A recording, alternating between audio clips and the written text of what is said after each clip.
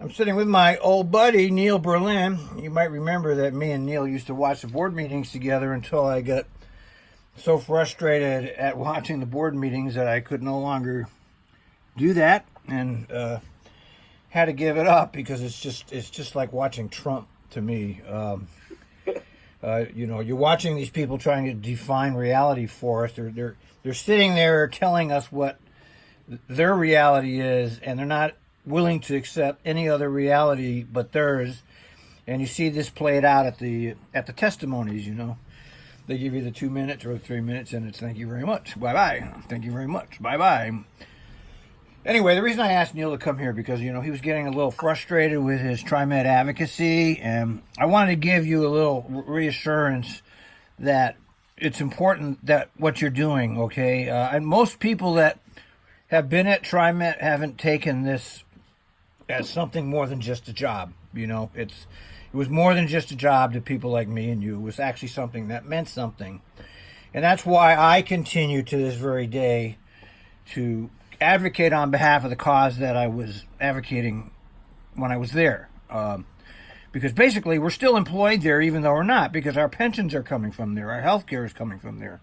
And what's to stop them from saying, oh, sorry, your pension's gone now, and I really believe that's a possibility with these management. So, yeah, and that's true, as Henry Beasley points out in his commentaries. He's an operator still employed there. There is nothing in the contract to protect. There's no grandfather clause about pensions. No. And the management has proven itself over and over to be completely divorced from the ridership and the employees. I don't think we need to show evidence of that. I think that's what we've been doing, is showing evidence of that for years, is that they have a management who is a careerist neoliberal management whose only position is to represent the special interests in Portland, and I call them the Capital Projects Cabal. They used to be called the Light Rail Mafia, but it's one and the same thing. When it comes to the riders and the employees, we're just there. We're just there. A minor irritation to the cabal. So, and I'll tell you, as you and I have watched over the many years, up to even the last one that the last Trimet board meeting, I couldn't even get through because I was screaming at this. I know, I can't take it anymore. I can't watch it. You would never know that there are any employees, operators, bus or rail at Trimet. Yeah, that's basically true, isn't it? Except for when they do the Driver of the Year award thing. Right. I mean, for the few, they trot out the 3 or 4 people and give them recognitions once a year. And other than that, you would think, oh my God, are there any employees in?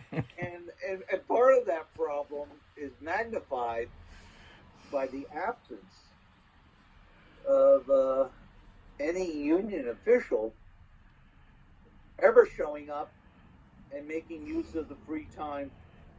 Yeah, I want to agree with that. I mean, at the very least, they should show up and say something for 3 minutes. They don't ever show up. And I have been told by more than one executive officer, they've been told that they will no longer get mark-off time to show up, and that from the top down that they've been told not to show up unless they want to speak, quote, on their own behalf and not even mention the union. Really? And it's been a terrible strategy. Not that I'm saying that there any testimony from the current, quote, leadership of the union would change the course of Trimet's actions, but it at least lets the public who is watching know, my God, there are actually people affected by these decisions. Yeah, I agree. I don't know what happened there, man. I mean, there was a lot of activism when John Hunt was doing demonstrations back when, I guess it was the beginning of McFarland, right? when the administration changed from Hansen to McFarland, that's when the shit started hitting the fan. That's when McFarland and his whoever they make plans with had decided to take on the union, break the union. He hired Stedman, and that's Randy Stedman. Yeah. 2 years. And that's when all of the relations between the union and, because prior to that, the union got along with the management pretty well, and we had good working conditions too. My personal experience was the management actually liked me, and then McFarland took over, and all of a sudden, the management's down my ass. Okay, and for the next 2 years, they just chased me around incessantly until I finally left. I hit 58, and I left. I had a similar timeline. I found out when I finally got to see my file at a hearing with the judge and a lawyer that they had been, quote, after me for over 5 years. Yeah, and I mean, even the judge who looked at it said, it's unethical, it's immoral, it's just terrible what they've done. Really? But it's not illegal. Right. Right, they can do that, right. Yeah, it's within their purview to do that. And as we proceeded with the hearing that day, he said, but we will correct that today. Yeah, so... it took 4 years to get that hearing. Yeah, that's the same amount of time it took me to get that class action through. 4 years. Right, my efforts started just about the time you started that class action, and that's what they want. That's the tactic of delay, make life so miserable, make up whatever they can against you, and hopefully either you die, you quit in absolute frustration, you give up on pursuing any justice for oneself, and you just go away. Yeah. Well, it worked with me. I mean, when I hit 58, I was ready to go out the back door, and that's exactly what I did. And that was, to me, it was like they gave me a choice. Either Trimet. What happened was Trimet turned into a hobby for me more than a job. It's literally true. And they gave me a choice: either you do your hobby or you do your job. And I chose the hobby, and I've had much more fun ever since I haven't been there, because I can do what I want now and say what I want without having fear of retribution. Which, and that retribution carries through, I think, deeper than most people realize. That I think a lot of people are well aware that Trimet trolls the operator pages. Oh yeah. And looks at who is reading what, and if you don't put a like or anything, they basically can't tell you you were there. You're right. And or any comment. But anyone who's trying to do any advancement via, become a fair inspector or a supervisor or even a manager, reading or being involved with you or me. Oh yeah. It's like the kids. You have just drank the hemlock and you didn't know you're dead. It's. And I can't mention the person's name, and because I said I would keep it under wraps. But I was contacted by someone who,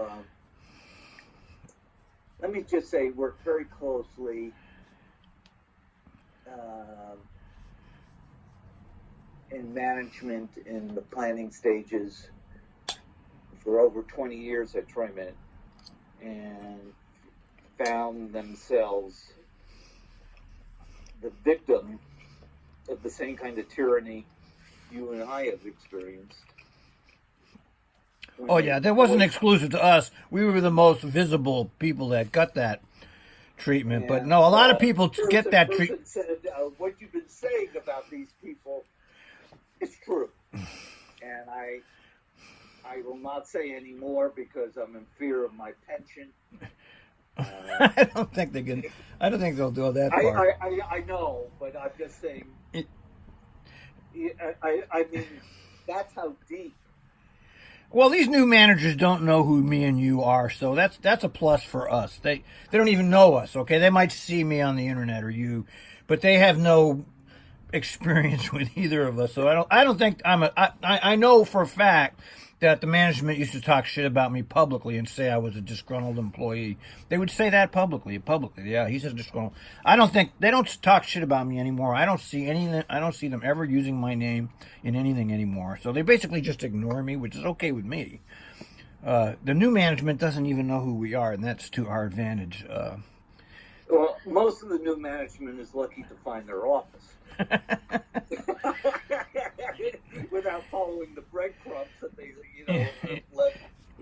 Well, Kelsey, being McFarland's handpicked successor and them defrauding the public by saying they conducted an international search, I mean, this kind of thing doesn't surprise us. I mean, they blatantly lied to the public about that. And, we conducted an international search, and the only one that we could find was this guy that Neal picked. Okay, why do they even bother lying about that shit? I just don't understand. Why do you even? And I'm sure that the time they got done, they spent over $100,000. Oh yeah, KL2 Connects. KL2 Connects is the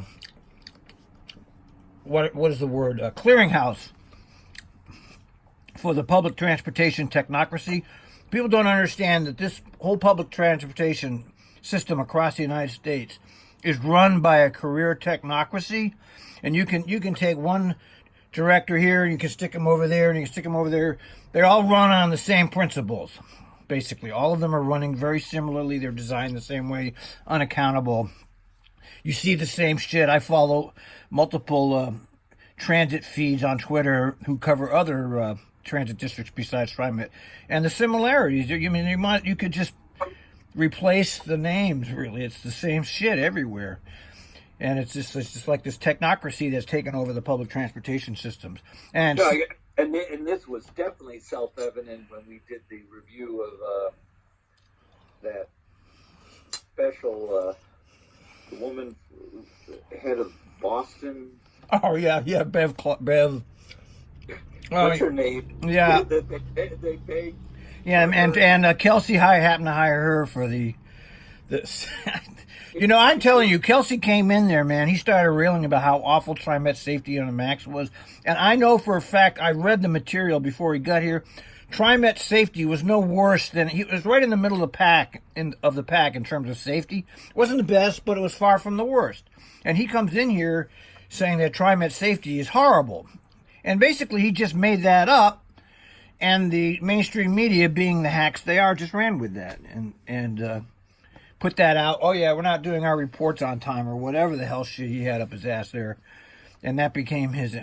And now they're writing up operators. You know that, of course, right? They're writing up for leaving late. I mean, it's gotten even worse from what I can hear. Not only that, he has gotten the attention and. Of the Oregon Department of ODOT. Oh, really? To come in and add another layer on top of operators for operating. I mean, they're out with their radar guns. They are out quizzing operators on procedures. They are giving them tests on the spot. They are checking. That's unbelievable. Why are people going into that job? I mean, they are checking to make sure your cell phone is not only off, it is not even on your person or in the cab. I mean, really? Yeah, I mean, it is like you got nothing else to worry about other than Yeah, it's really turned. It's yeah, gone beyond the McFarland tyranny, from what I can observe and what I've been told by current employees. It's yeah, and I can understand to an extent that with the horrendous rail accidents that have happened um, across the country, especially the one up in Washington, which the day that happened, I just turned to my wife and I said, I know what happened. really I said, I don't do a big investigation. I'm going to tell you what happened. And what happened was it was a brand new alignment. Every operator of those trains maybe ran the whole alignment maybe twice. And they ran it late at night. And so they never got to become aware of any visual daylight markings or where they were or what was going on. I mean, you and I, whether you drive a bus or operate a train, after a while, you know every single damn tree, every hazard that's along the route. Right. And they just didn't know that. And I mean, time you realized it, holy crap. And it's the same thing that's going on, that there are so many new people that it's the turnover is great. I really would be interested to see how long some of the rail people are, you know, what the turnover rate is, which is something that they never turn or talk to you about. Yeah, right. Yeah.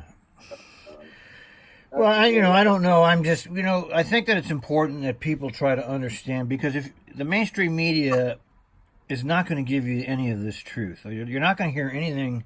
Although I see all of a sudden there's a little grumbling going on about the Southwest Corridor, even on the mainstream media right now.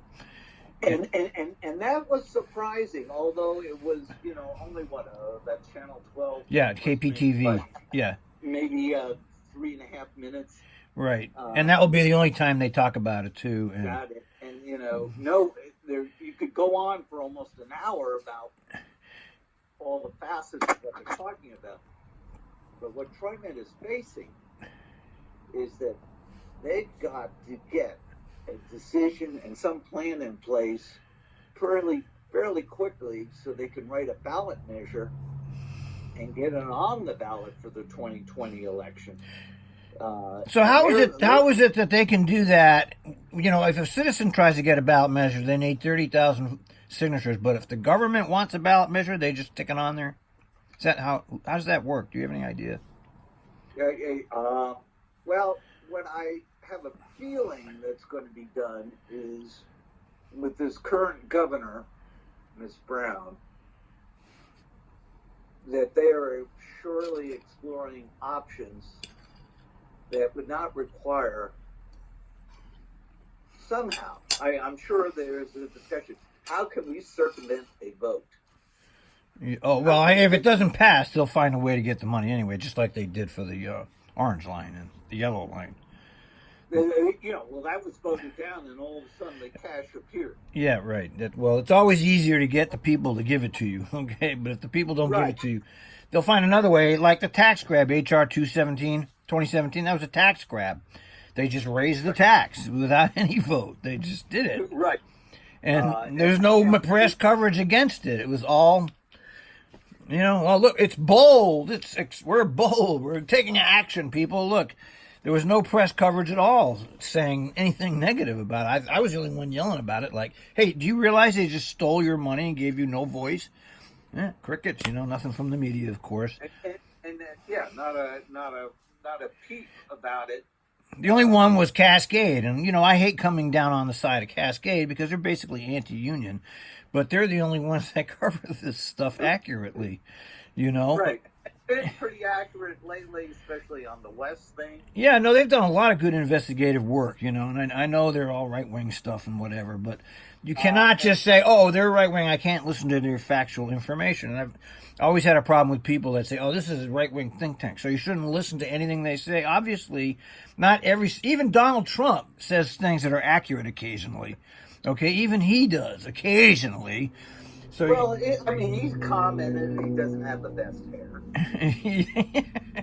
He's admitted that. yeah, Uh, and so he's starting from the top down. On the other hand, Channel 8, and I don't know whether you caught it, a couple of months ago, did a thing on the West. And the reporter was reporting about failing ridership. And what got me was, as he ticked off the reasons of why West ridership is not where the projections were, these were the talking points of Trimet.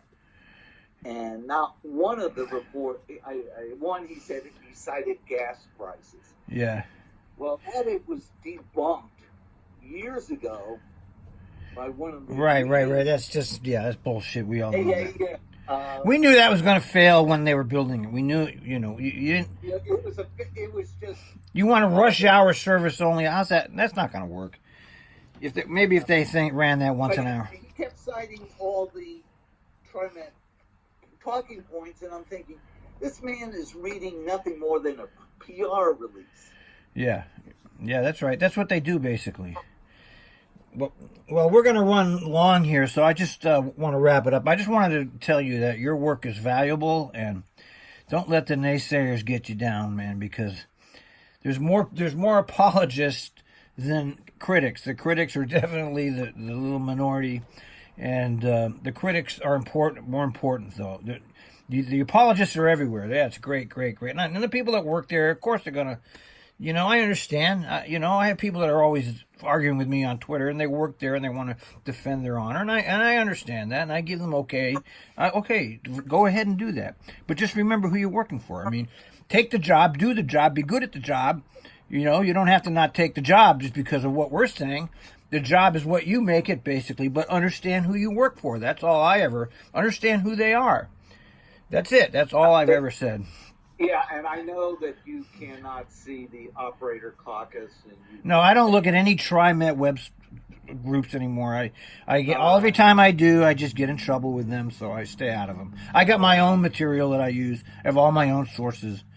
But there's lately been so many new operators which have not been educated by their union stewards or over the SIP policy, and believing that they're unimportant and these complaints will just fall off and go away. And someone says, well, how long will it stick around? And I just replied with one word: forever. Yeah. And she said, seriously? I said, seriously. The day they decide to go after you, management, we'll pick it up. Yeah. Every complaint, even a compliment, will be written into it, and you will not know from how it's written, because they just cite the number. So whether it's good or bad, they'll just say, this person got 18.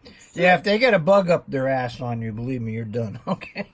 Yeah, it's just that simple. Yeah, and also some of the people, the current applications for fare inspectors, people who didn't get chosen are wondering, I didn't even get past stage one here. Yeah, I never understood any of that promotion shit, man. And yet they're complaining about some nepotism. Well, that's always been there. You know that. Yeah, it's all right. It's like they're so new. I know you got to run. I appreciate the time. I just want to give you kudos. Your work is very important to me. I enjoy it tremendously. Yeah, and I appreciate it, and I really do. And this last week, coming back from Pendleton, which was just delightful, going to Larry Brandt's memorial service was just heartbreaking.